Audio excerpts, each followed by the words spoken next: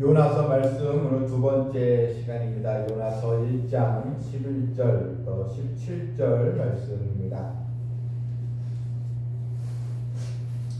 바다가 점점 흉흉한지라 우리가 그에게 이르되 우리가 너를 어떻게 하여야 바다가 우리를 위하여 잔잔하겠느냐 하니 그가 대답하되 나를 들어 바다에 던지라 그리하면 바다가 너희를 위하여 잔잔하리라. 너희가 이 큰 폭풍을 만난 것이 나 때문인 줄을 내가 아노라 하니라. 그러나 그 사람들이 힘써 노를 저 배를 뒤로 돌리고자 하다가 바다가 그들 향하여 점점 더 흉흉함으로 능히 못한지라. 우리가 여호와께 부르짖어 이르되 여호와여 구하오니 이 사람의 생명 때문에 우리를 멸망시키지 마옵소서. 무지한 피를 우리에게 돌리지 마옵소서. 주 여호와께서는 주의 뜻대로 행하심이니이다 하고 요나를 들어 바다에 던짐에 바다가 뛰노는 것이 곧 그친지라. 그 사람들이 여호와를 크게 두려워하여 여호와께 제물을 드리고 소원을 하였더라. 여호와께서 이미 큰 물고기를 예비하사 요나를 삼키게 하셨으므로 요나가 밤낮 3일을 물고기 뱃속에 있으리라. 아멘. 선지자는 어떤 사람입니까? 오직 이 선지자는 하나님의 명령을 백성들에게 전달하는 것이 사명입니다. 그런데 이 요나는 선지자를 부름받았음에도 불구하고 정면으로 하나님의 명령을 거절합니다. 왜 거절했습니까? 하나님은 이 요나에게 너는 큰 성읍 니느웨로 가서 니느웨 사람들에게 회개 복음을 이제 전해라. 그렇지 아니하면 이 도시가 망하게 되니까 그렇게 그들의 영혼을 구원하라. 그래서 이 아수르의 수도인 니느웨로 가라. 이렇게 이제 명령을 내렸습니다. 그런데 하필이면 이 전도할 대상이 그렇게 이스라엘을 못살게 굴고 악랄하게 굴고 이스라엘 힘들게 한 어떤 철천지 원수 같은 나라가 아수르인데 어떻게 아수르에 가서 복음을 전하라고 하는가? 그럼 만약에 우리가 일제시대 때 우리가 일본의 식민지 지배를 받고 있는데 어떤 사람이 선교적인 사명을 받았는데 하나님께서 너는 일본에 가서 복음을 전해라. 그럼 그 사람이 선뜻 순종할 수가 있겠습니까? 일본의 압제에서 너무 힘든데 일본에 가서 복음을 전하라고 하면 마찬가지로 요나는 도저히 용납이 안 되는 것입니다. 하나님의 명령이지만 싫은 거예요. 그래서 하나님 명령을 거부하고 정반대인 즉 니느웨 성과 정반대되는 방향 다시스로 이제 도망을 가다가 결국 큰 풍랑이 일어나지 않습니까? 배가 뒤집힐 정도로 풍랑이 일어나서 배 안에 있던 사람들이 난리가 났습니다. 저 사공들이 다 두려워해 가서 자기의 신을 부르고 이방 사람들이니까 각자 자기가 믿는 우상 신을 부르면서 이제 살려달라고 아우성을 이제 쳤습니다. 근데 요나는 배 밑창에서 맨 밑에서 그냥 누워 깊이 잠이 들었다 나와 있습니다. 그러니까 요나는 아예 모든 세상과 단절하고 그냥 배 밑에 가서 그냥 어떻게 되는지 그냥 하나님 뜻도 모르겠고 하나님 뜻도 싫고 또 세상 사람들과 또 같이 있는 거 싫고 아예 그냥 가장 자기가 숨을 쉬는 곳으로 가버린 것이죠. 그래서 깊이 이제 잠이 들었다 나와 있어요. 근데 이게 잠이 들었다는 것은 결국 그만큼 요나가 하나님의 명령을 거절함으로 영적인 잠을 자고 있다. 이렇게 우리가 볼 수 있습니다. 사명도 다 내려놓고 하나님 뜻도 순종하지 않고 그런 이 영적으로 완전히 무기력한 그 상태. 그 사람들이 요나를 막 깨우지 않습니까? 잠든 요나를 깨면서 어떻게 너희가 잠을 잘 수가 있느냐? 막 이제 나무라면서 너도 믿는 신이 있지 않냐? 그러니까 사람들이 알죠. 네 하나님께 구하라. 그러니까 이스라엘 사람이니까 너도 하나님께 구하라. 예. 그러면서 이제 요나가 이 재앙이 결국 나 때문에 온 것이구나. 그래서 제비를 뽑았는데 요나가 걸리잖아요.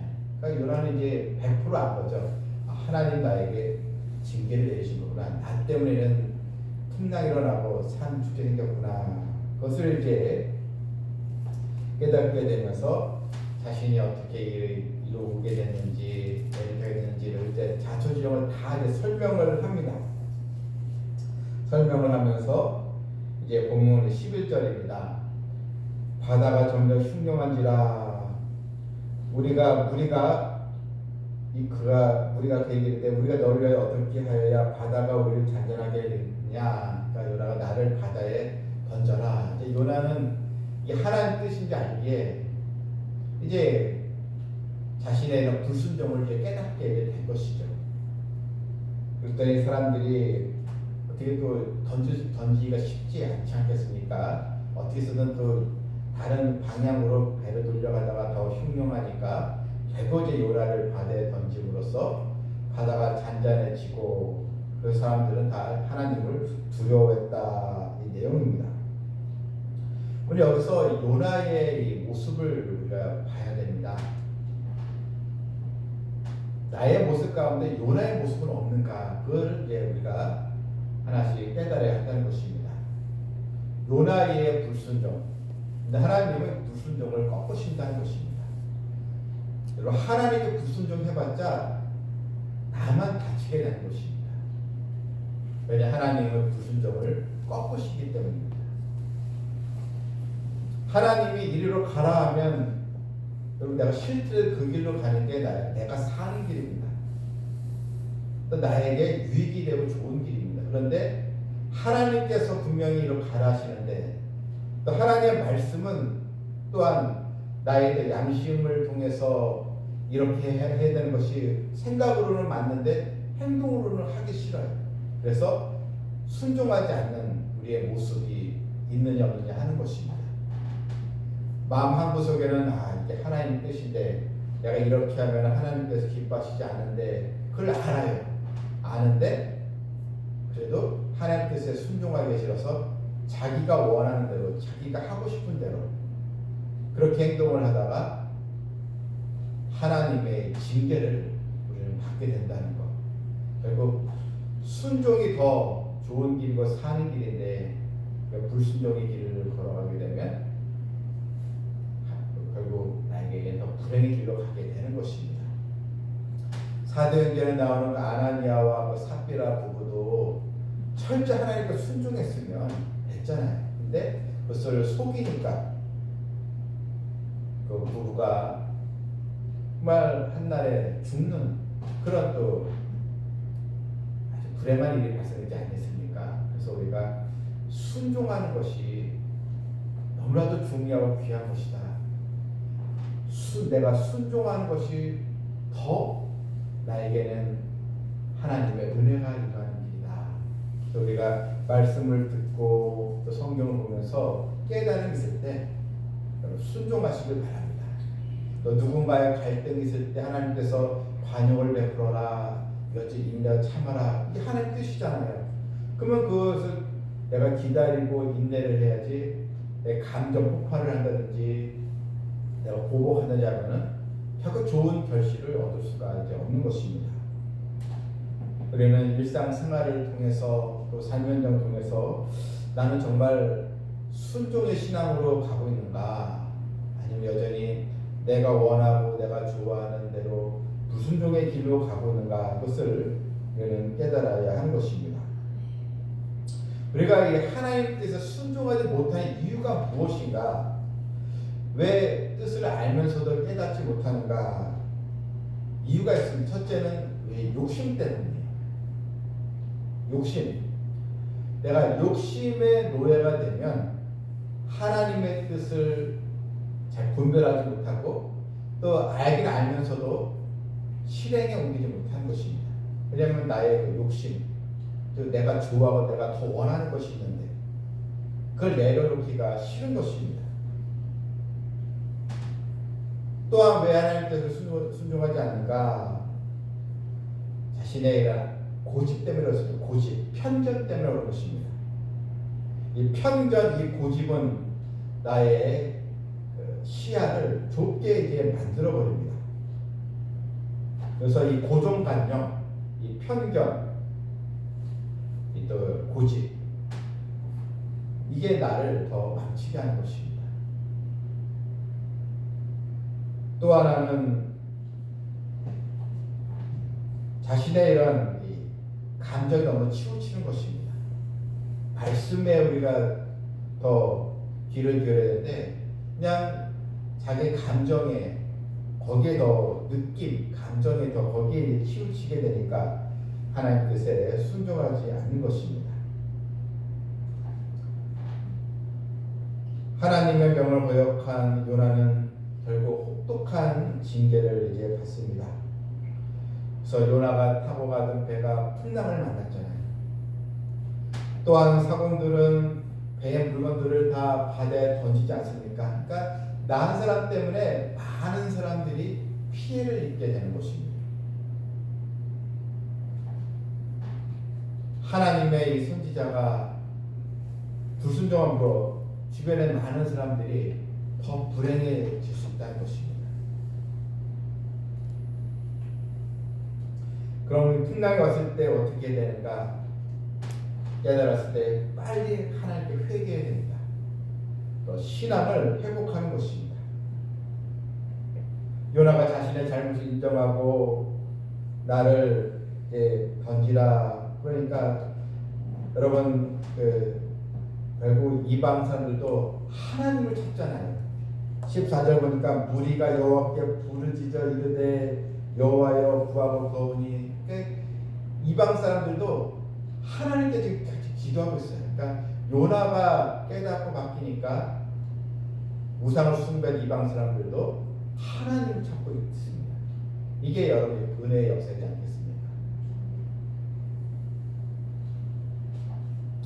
같이 다 한 마음이 된 거예요. 하나님께 간절히 구하고 있습니다. 그래서 이들이 이방 사람들이 배 선원들이 다 하나같이 주 여호와께서는 주의 뜻대로 행하심이니이다. 참 이거 보면 요나는 하나님의 선지자로 그렇게 부름을 받고 선지자로서 훈련도 분명히 받았지 않았겠습니까?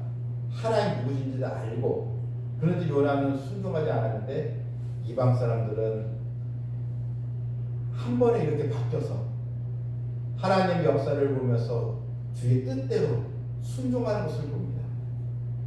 자, 이거 보게 되면 우리가 오랫동안 교회 생활을 하고 오랫동안 교회 봉사하고 직분을 받고 그런 사람이 더 순종한다는 보장은 없습니다. 오히려 새 신자가요 더 순종할 수 있다는 것입니다.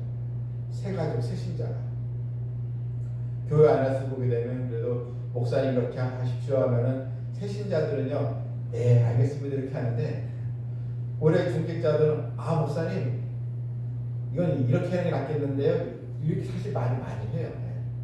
대부분 그렇습니다. 각 교회마다 목사님들이 새 신자들이 말씀 드리는 게 아니고 오히려 중직자들이 더 교회에 오랫동안 있던 그런 분들이 어떻게 보면 더 목회를 도와주지 않는다 이런 얘기를 많이 듣습니다. 물론 저희 교회야 다 우리 성도들이 순종의 신앙으로 있어서 감사하죠. 네. 우리는 이 요나를 보면서 속히 하나님 앞에 내가 바른 믿음, 자신의 고정관념, 편견을 버리고 이것도 편견이잖아요. 어떻게 저 아수르의 사람 영혼을 구원하라고 해? 이건 편견이죠. 어떤 편견입니까? 구원은 이스라엘 사람들에게 해당되는 건데 이스라엘 백성들에게만 구원이 있지 이방 민족에게는 구원이 없이 그 편견이잖아요. 하나님은 사실 그 편견을 깨뜨리기 위해서 요나에게 너는 아수르가 복음을 전해라 이렇게 말씀하신 것입니다. 요나를 던지자 바다가 잔잔해졌습니다. 사람들은 크게 여호와를 두려워했다라고 했습니다. 그리고 어떻게 됐습니까? 17절에 보니까요. 여호와께서 이미 큰 물고기 물고기를 예비하사 요나를 삼키게 하셨으므로 요나가 밤낮 3일을 물고기 뱃속에 있으니라.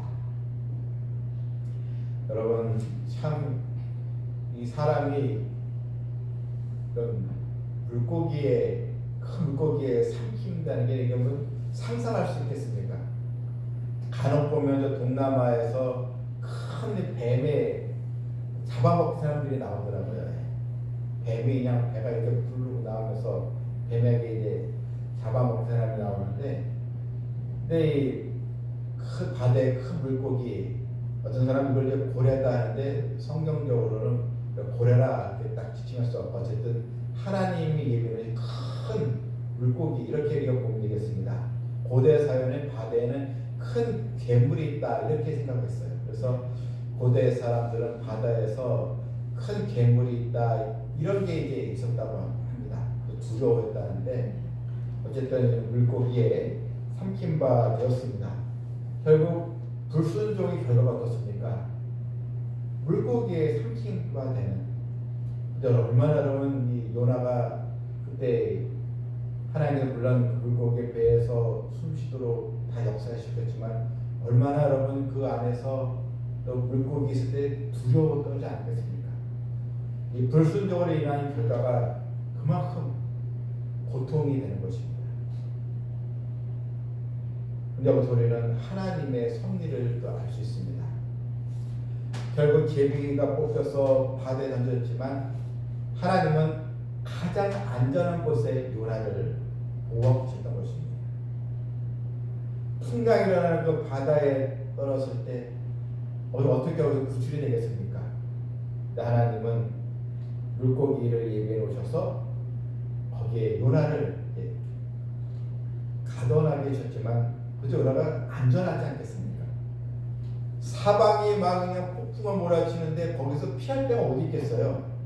물고기 배밖에 없어요. 마치